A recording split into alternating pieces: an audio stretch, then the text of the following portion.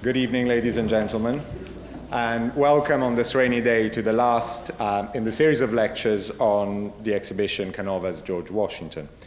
Throughout the exhibition, we decided to focus on the key characters who made the story, the extraordinary story it is, starting with Antonio Canova himself, the artist, continuing with George Washington, and we had a wonderful lecture from one of the curators at Mount Vernon, focusing on the image of the president.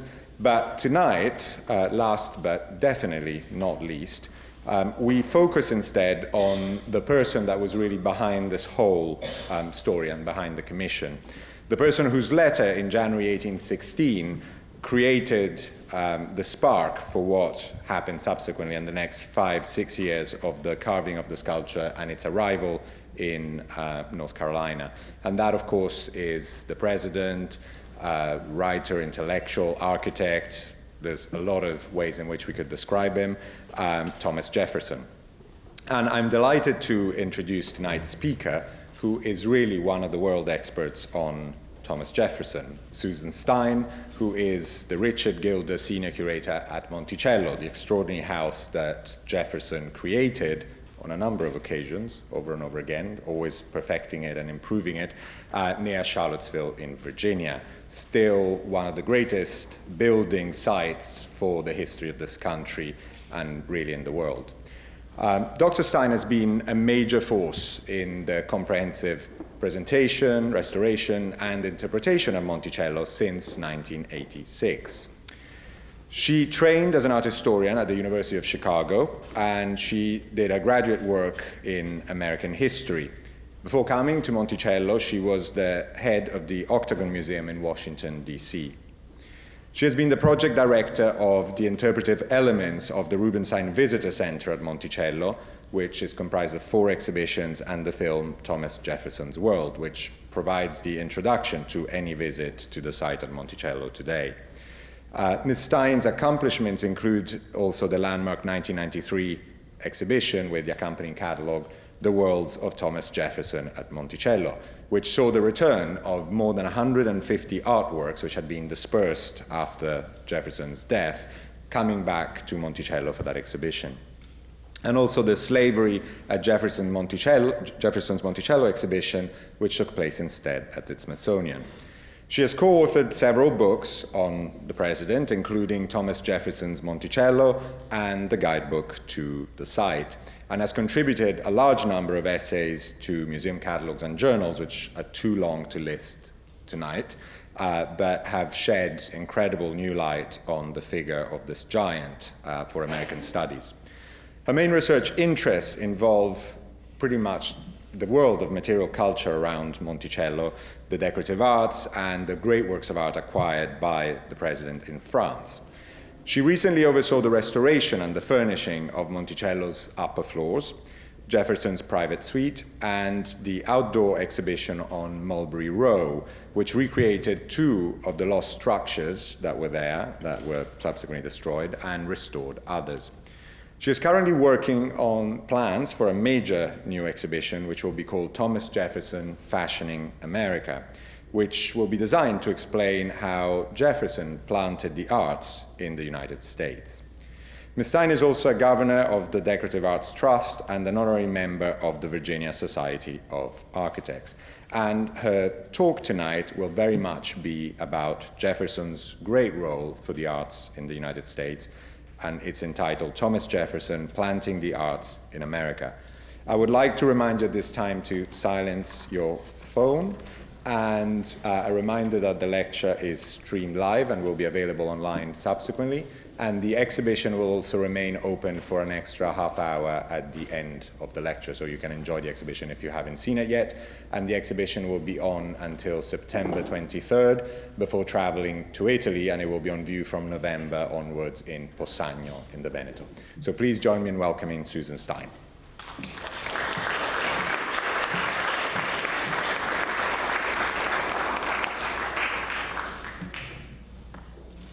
Thank you, Xavier, for that great and generous introduction and the honor to speak at one of my favorite museums. What a fantastic exhibition and superb catalog you've produced. Your impeccable scholarship tells the story of the commission of Canova's sculpture of George Washington, including the role that Jefferson played in it. This evening, I will explain why Jefferson's opinion mattered and determined the choice of Canova. Thank you, family, friends, and Jefferson enthusiasts for being here. As you might expect at Monticello, we believe that Thomas Jefferson is the central figure of the American Revolution. Understanding Jefferson is fundamental to understanding America. Jefferson epitomizes the aspirations of his era as well as its failures. Today we think about Jefferson as a slaveholder as well as a radical spokesman for human freedom. After drafting the Declaration of Independence, Jefferson became a nation builder. He dedicated himself to securing the fragile American experiment in self-government and the future of the country that he had helped to found.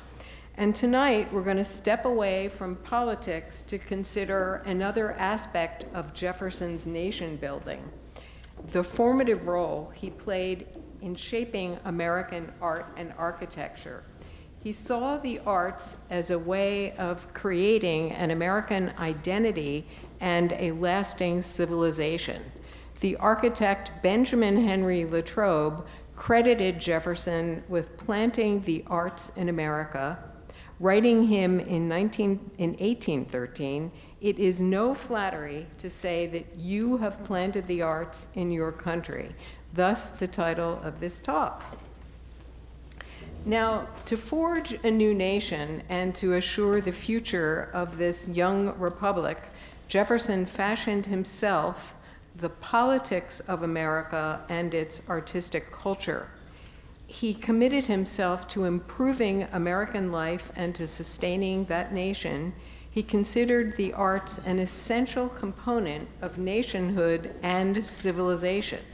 He believed that the arts, music, painting, sculpture, and architecture were valuable for their inherent qualities and that they would improve the worldwide reputation of the young nation as well as contribute to creating an American culture. Portraits of the founders, history painting, and natural phenomena were a means of forging an American identity and creating an American narrative distinct from Great Britain. He was all about cultural transmission. And not everyone shared Jefferson's view. To shed tyranny and its trappings, some people feared that the arts could pose a threat.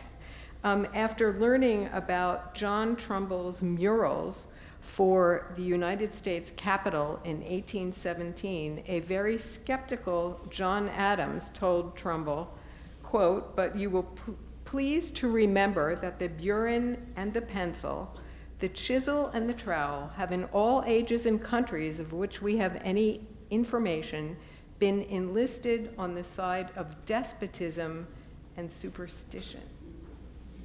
He went on to say that architecture, sculpture, painting, and poetry have conspired against the rights of mankind.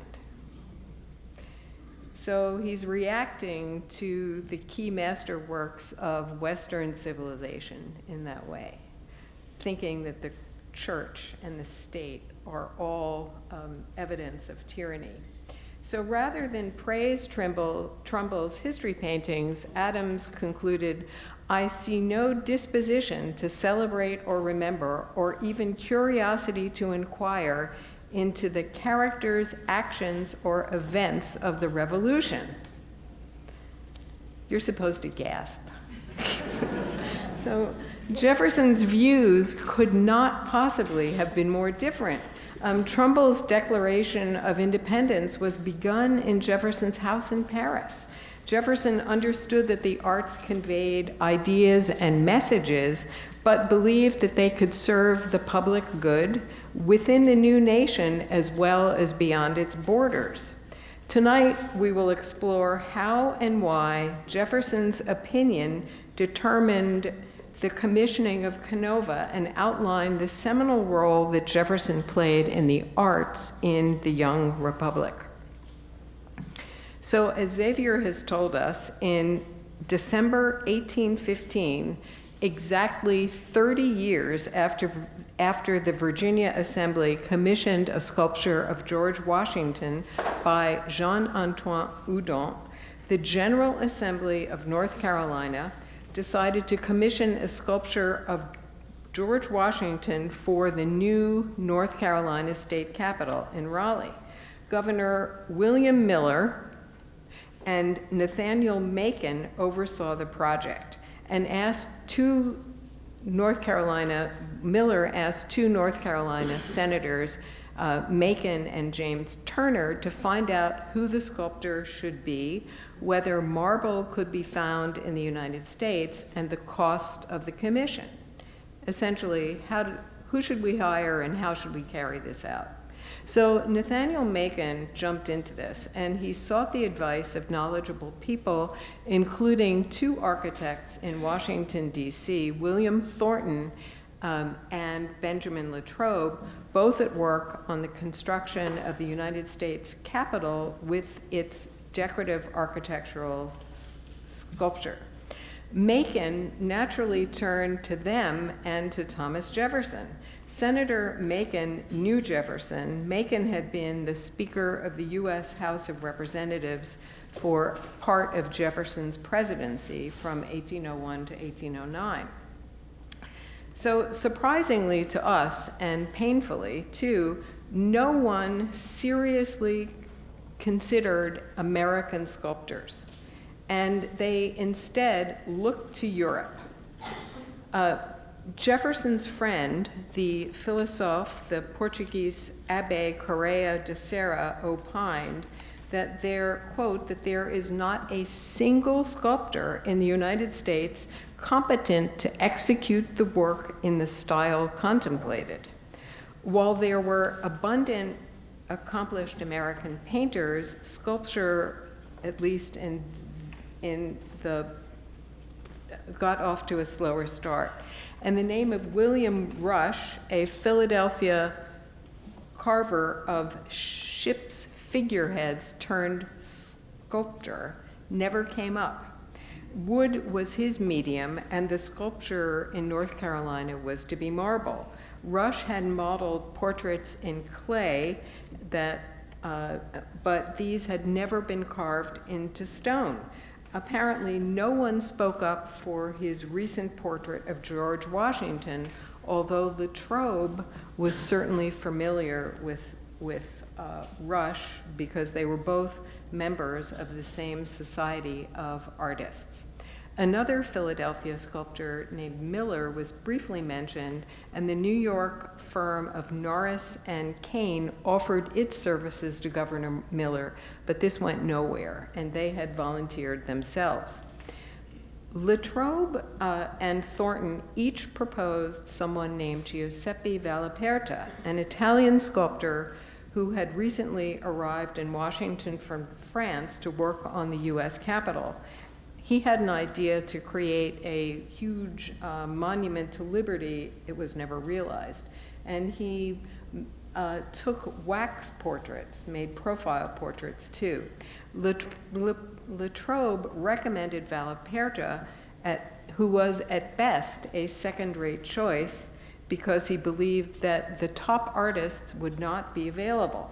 Canova and Thorvaldsen, he wrote, quote, had no equal, and whose abilities it is almost impossible to purchase. A serious contender for the project would surely have been another Italian sculptor, Giuseppe Chiracchi, if he had remained in America, not returned to Europe, and not been guillotined in 1801 for participating in a plot against Napoleon. So he was definitely out of the picture by 1816. So Shiraki had made 2 visits to America in 1791 and 92 and 1794 to 95, making widely admired portraits of George Clinton and Alexander Hamilton, and of course,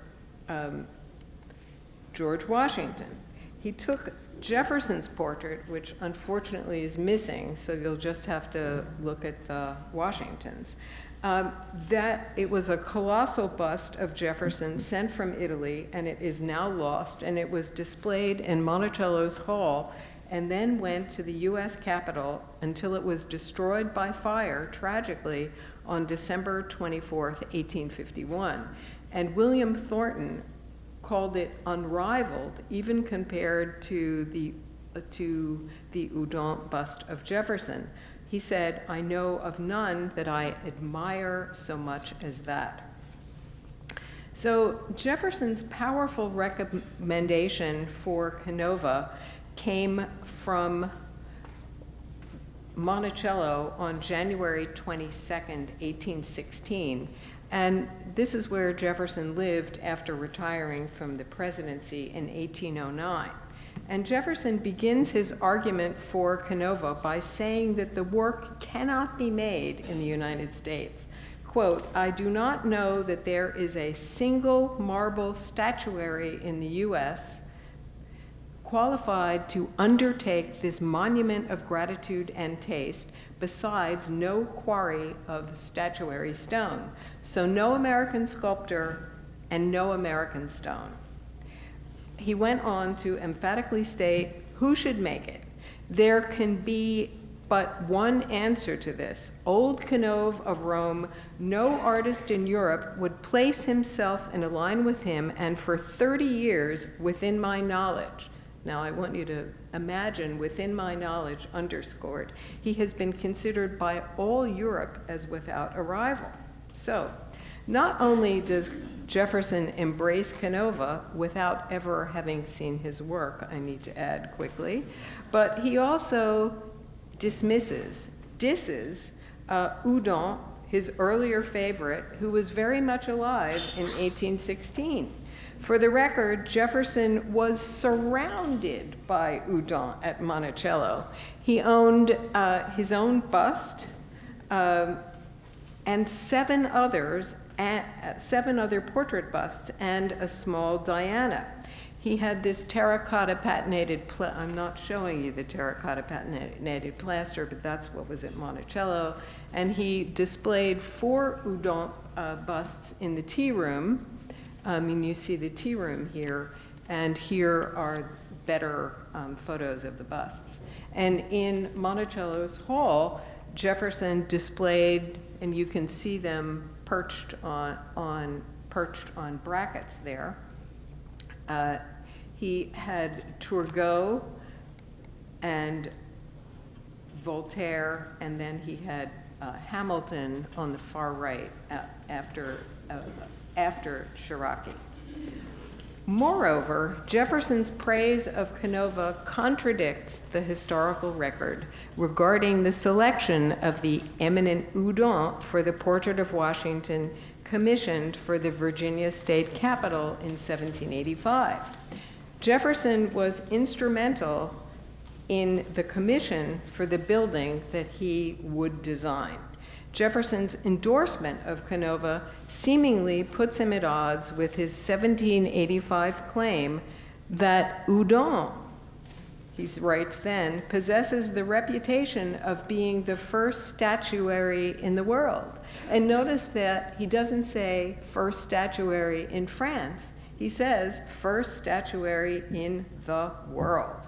So Jefferson wrote the Virginia governor, Benjamin Harrison, that there could be no question as to the sculptor who should be employed, the reputation of Monsieur Houdon being unrivaled in Europe, again, the larger world. And if you knew Paris at that time, Houdon's work was ubiquitous. In 1816, Jefferson's recollections, however, seem to suggest that Canova was indeed a contender for the Virginia state capitol. Houdon, he says, was the first artist in France, and being willing to come over to take the model of the general, which we could not have got Canova to have done, if only they had asked him, perhaps. Jefferson, however, was accurate about Houdon's travel. He reported then that Houdon said the sculpture cannot perfectly be done from a picture, and thus traveled to Mount Vernon, staying for 2 weeks to make a low-fired clay model and a life mask. So how did Jefferson know about Canova? When did he first know about Canova? What exactly does he mean when he writes, within my own knowledge? Well, I will hazard the following speculation, that he probably knew about him through Filippo Mazzai, his friend and a Florentine merchant, surgeon, and sometime Albemarle County neighbor of Jefferson's, or it might have been through Maria Hatfield Cosway, an English artist raised in Leghorn, Italy, Livorno, and a special friend of Jefferson. And on his, to further get this across that he'd never really seen Canova's work, on his 103-day trip, mostly through France, he traveled only briefly to Genoa and Milan in 1787. He apparently never met Canova or saw any of Canova's work in Italy or in France. Canova's name first appears in Jefferson's papers in 1805, when Mazzai writes that he has scouted out 2 sculptors for work on the US Capitol. One is Carlo Franzoni. I have heard in Florence and Rome several eminent sculptors and painters say that Franzoni will soon be a second Canova. Canova's name doesn't pop up again until 9 years later, in December of 1814, again from Mazzai, but this time through the American consul in Leghorn, Thomas Appleton. Appleton wrote Jefferson about Cherokee's bust of Washington, telling him, quote, "Those Americans who have seen it, and among the number is our friend Mr. Mazzai, universally pronounce it as an incomparable likeness, and I have already copied various busts in marble by a sculptor in the city, and who in this branch of the art is perhaps little inferior to Canova of Rome." So he has that reference in his mind. In his letter to Nathaniel Macon, Jefferson further suggested that Cherokee's highly admired bust of Washington should be used as a model for Canova. Jefferson also knew that for a sculptor, 3D is much better than 2D. He wrote Macon, quote, "No sculptor living except Canova, and if he, Cherokee, had lived, would have rivaled him. His style had been formed on the fine models of antiquity, and he had caught their ineffable majesty of expression. Cherokee's marble," Jefferson thought, "was the best effigy of Washington ever executed." So he's apparently going out on a limb, Jefferson that is, because he hasn't seen Canova's work, and he also somehow has intuited that his work indeed is classical.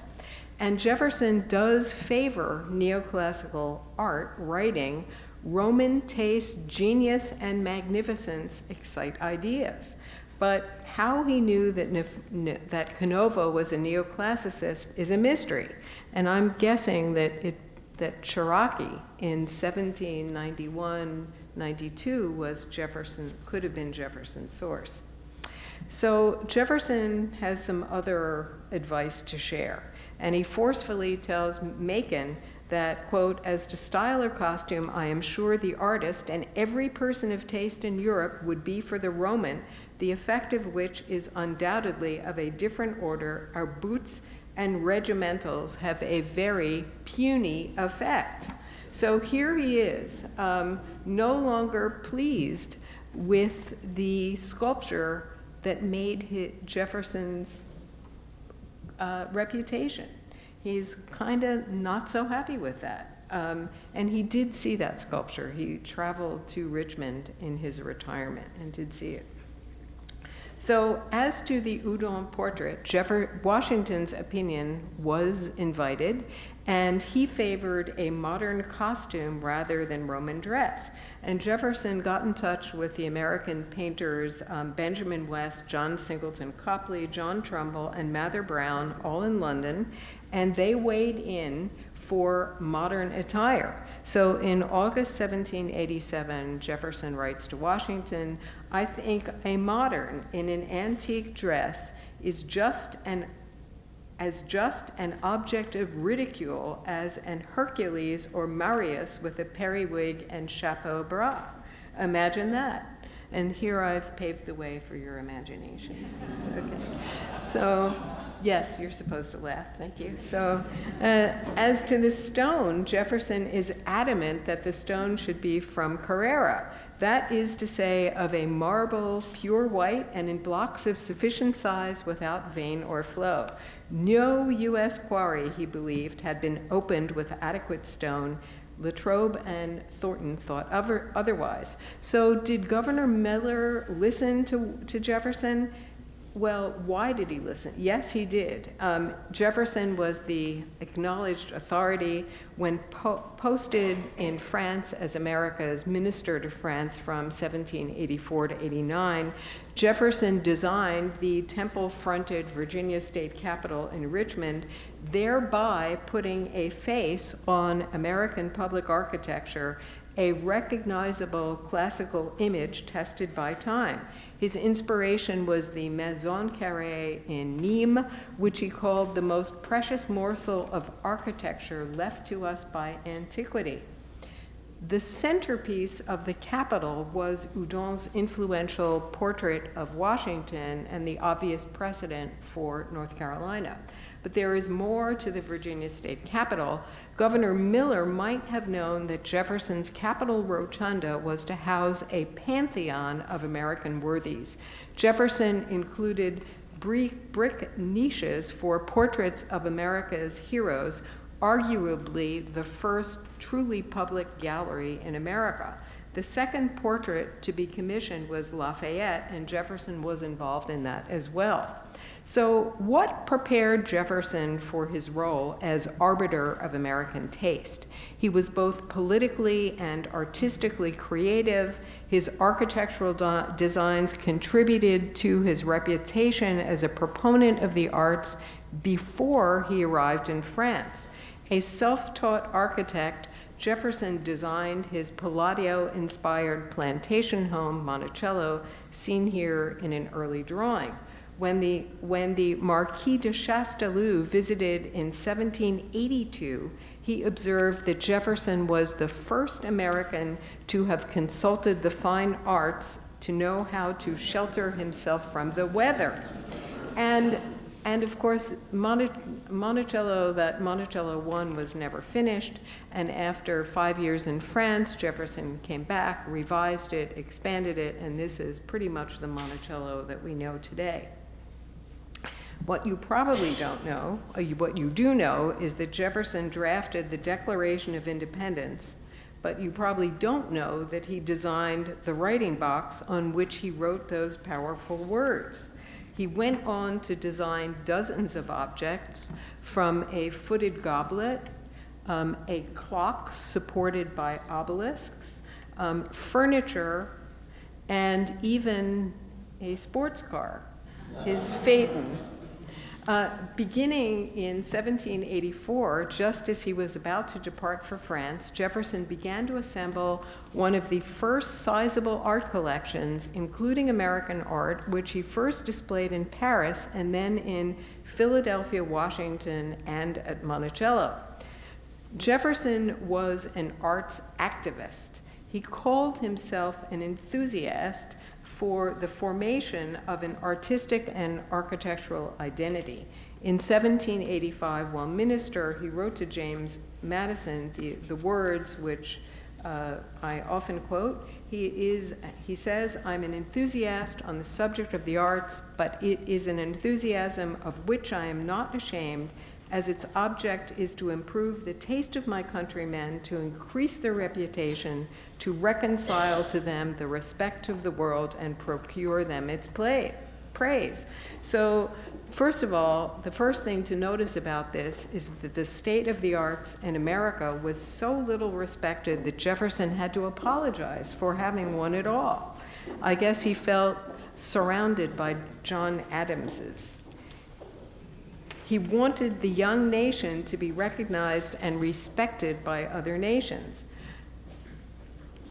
While in Paris, Jefferson immersed himself in the diplomatic life and French culture, where he came to know the diplomatic court, philosophes, and artists, Houdon and David, among others.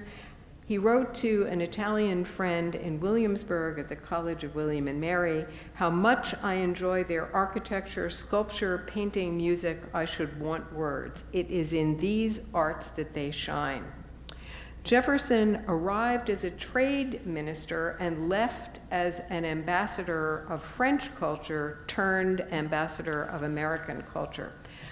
With all his, quote, "with all his extraordinary versatility of character and opinions," Henry Adams wrote, "seemed during his entire life to breathe with perfect satisfaction nowhere except in the liberal, literary, and scientific air of Paris." Jefferson's early knowledge of art, like architecture, came principally from books. He famously studied Palladio's 4 books of architecture, which he called his Bible. He had 5 different editions, and they are well described in the wonderful catalog produced with the Canova exhibition. And he also read about art.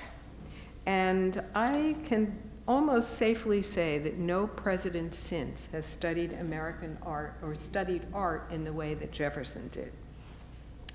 In about 1771, Jefferson prepared a list of desired works for Monticello, mostly sculpture, mostly all classical works, and they were derived from the books that he read, mostly this work by Jonathan Spence. And an early design for Monticello, in fact, included 2 niches for classical sculpture, but these were never completed. In Williamsburg in 1773, Jefferson saw copies of old masters by Matthew Pratt, a student of Benjamin West. Now, Jefferson approached his time abroad as a chance to immerse himself in French culture and to apply what he had learned to the advancement of the young American Republic.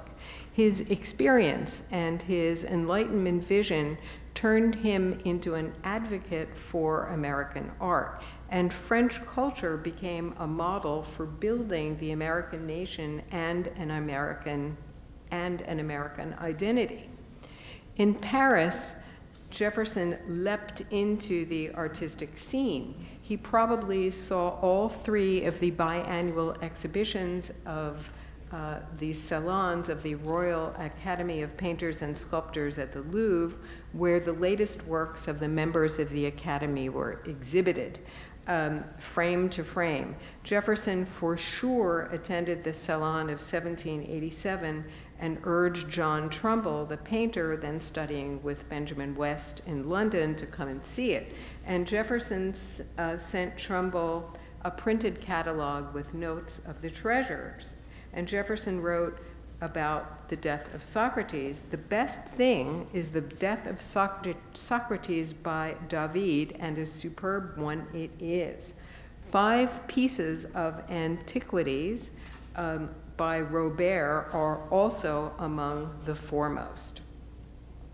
Of the 330 works packed into the 1787 Salon, Jefferson particularly admired these things, and they chronicled some of the monuments Jefferson saw on his trip through France from February 28th to June 10th of 1787.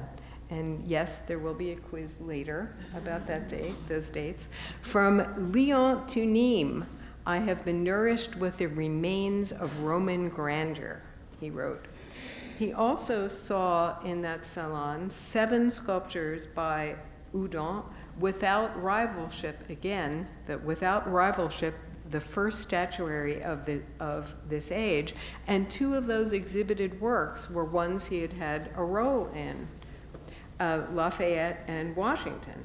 He outfitted his residence in Paris, the Hôtel de Langeac, to represent his country in a dignified manner, to increase the reputation of his countrymen. He did not want to be seen as a provincial. He assembled an extensive art collection of some 63 works, significant cultural capital that would return to the United States. From auctions and shops, he bought copies of canonical Old Master paintings, largely representing Western civilization with a strong emphasis on biblical subjects, including the miraculous, even though he did not believe in miracles. His collection included copies of works by Italian Renaissance masters Leonardo, Raphael, Titian, and Northern Renaissance artists too, and most of these works were acquired very rapidly within 6 months from November 1784 to May of 1785. He paid little for each one, sometimes less than 4 livres. They were priced like posters. He wrote a fellow American that painting was, quote, too expensive for the state of wealth among us. With so little European art in America in the 1780s, Jefferson's collection of copies is particularly important within that American context. And art historians have mostly focused on these European artworks because it's one of the largest collections in America. And they have really not paid so much attention to America's pioneering collection of American subjects. In effect, with his art collection, he created an exhibition tour, displaying his collection in Paris first in the late 1780s, in Philadelphia in the 1790s, and Washington during his presidency from 1801 to 09, and Monticello thereafter. Jefferson had American representation in mind as he left for France in the spring of 1784. He likely had seen Du Cimitiere's short-lived museum in Philadelphia. He was a Swiss emigre artist and drawing tutor to Jefferson's daughter, and he exhibited fossils, coins, prints, rocks, and everything he could get his hand on related to the American Revolution.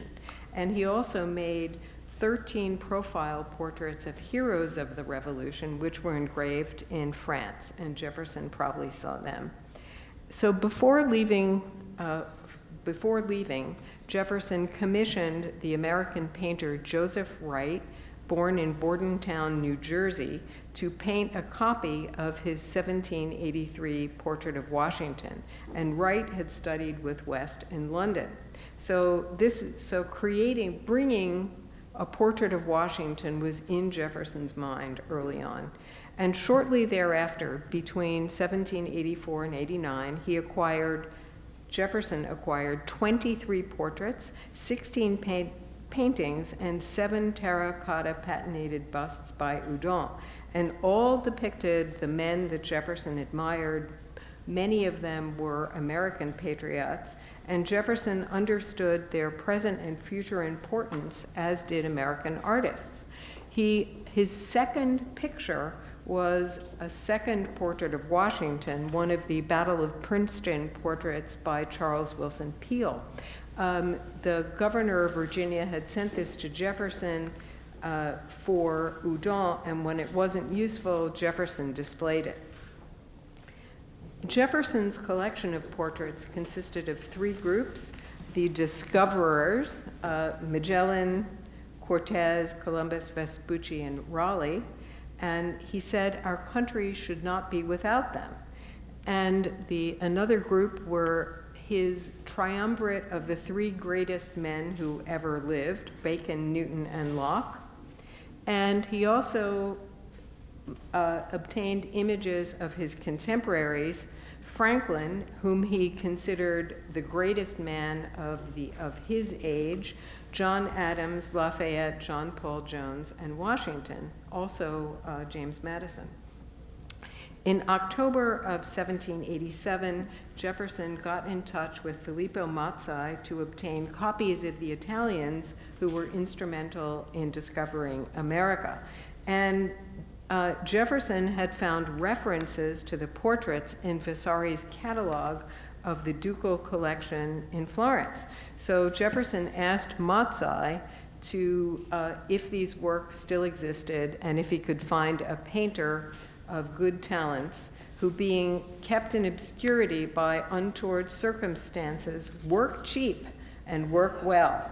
Copies by such hands as these might probably be obtained at such prices as I would be willing to give out. So 4 months later, Jefferson sent to Florence for the portraits, and he was gratified to receive them, and they were installed at his house in Paris. 25 years later, in 1814, Joseph Delaplane, a historian of sorts, turned to Jefferson for his help for his landmark publication, The Repository of the Lives and Portraits of Distinguished American Characters. Delaplane went to considerable trouble to provide correct and striking likenesses for his book. He asked Jefferson to lend the portraits, but Jefferson declined. He wrote Delaplane that he, quote, considered it as even of some public concern that our country should not be without the portraits of its first discoverers. Too bad, Delaplane. He said that his copies had already run the risk of transportation from Florence to Philadelphia to Washington, and lastly to this place where they are at length safely deposited. But Jefferson generously said that he would be happy to receive as a guest any artist whom you think proper to engage. Jefferson wondered why Mr. Peale did not think of copying them while they were in Philadelphia. In fact, he continued. So Jefferson's letter to Delaplane demonstrates that Jefferson displayed his American pantheon in Philadelphia, Washington, and at Monticello, where he added dozens of images to his collection displayed throughout Monticello's public rooms. And in the tea room, he had plasters of Houdon that we saw earlier in what he called his most honorable suite. Jefferson also displayed America's natural wonders and urged the artists Maria Cosway and John Trumbull to paint them. He told Cosway to paint, quote, the falling spring, the cascade of Niagara, the passage of the Potomac through the Blue Mountains, the natural bridge. It is worth a voyage across the Atlantic to see these objects, much more to paint and make them, and thereby ourselves known to all ages. To Jefferson, these were America's lasting monuments, rivaling the Parthenons and pantheons of the ancient world. In Philadelphia, Washington, and at Monticello, Jefferson thus helped to forge an American narrative through these portraits, historical renderings, and natural wonders. Regrettably, most of his collection is lost. Jefferson died in debt, and most of the paintings were sold in two sales in Boston, one in 1829 and the second in 1833. And we have worked very hard to find these paintings with only some success. In addition to collecting art, Jefferson worked directly with painters and artists such as John Trumbull. Trumbull wrote that Jefferson had kindly invited me to come to Paris to study the fine arts there and to make his house my home during my stay. With West's endorsement, Trumbull had already committed himself to a series of history paintings commemorating the American Revolution when he arrived in Paris in 1786 with his paintings of Bunker Hill and the Battle of Quebec ready to be engraved. Jefferson fortified the importance of Trumbull's undertaking, and Trumbull began the Declaration of Independence in Jefferson's house, relying on Jefferson's description of the place, of that room. And it took Trumbull decades to take the portraits for this iconic work. Finally finished, Trumbull engaged Asher Durand to engrave it in 1820. And Jefferson was among the 275 subscribers who received it in 1823. Jefferson also arranged for Trumbull to take the portraits of the 15 officers in the surrender of Lord Cornwallis at Yorktown. And Trumbull wrote, "I regard these as the best of my portraits. They were painted from life in Mr. Jefferson's house." Trumbull gave Jefferson one of his oil sketches, now lost, as a present. Like Benjamin West, Jefferson hoped that Trumbull's engravings of his revolutionary series would be profitable and popular, but they never were. This was certainly understood by Jefferson, who was pleased by Trumbull's big break in 1817, a public commission for the murals for the rotunda of the U.S. Capitol. President James Madison chose him to paint the surrender of the British Army at Saratoga, Yorktown, the resignation of Washington, and the Declaration. This was the public art project lambasted by John Adams. Many American artists shared Jefferson's views about the importance of history painting. In 1810, Charles Murray, a member of the Society of Artists of the United States, stated that one of its objectives was to, quote, commemorate the American Revolution and to place in the conspicuous point of view those patriots and heroes who had the virtue and hardihood to assert and to secure the independence of their country. Public buildings displaying art, the U.S. Capitol and the Virginia State Capitol, were especially important in an era largely without public museums. Charles Willson Peale, Jefferson's friend, established his own museum in Philadelphia. Peale devoted himself to this effort, writing, "The first object of my life is the enrichment of my museum." Jefferson shared Peale's interest not only in the museum, but also in science, natural history, technology, and art. Peale's self-portrait, "The Artist in His Studio," is analogous to Jefferson's self-fashioned hall at Monticello, where they each juxtaposed natural history specimens, mastodon bones, artworks, portraits, engravings, sculpture, and Native American artifacts. And both places, Monticello and Peale's museum, were designed to educate and influence public taste and thereby fostering American identity. Peale wanted to establish a national museum and asked then President Jefferson to support it. He declined. explaining that such an enterprise would not be allowed by the Constitution. But several years later, Jefferson included a museum in his proposed national university. Museums, he wrote, kindle a thirst for knowledge. American artists embraced America's natural wonders and landscapes.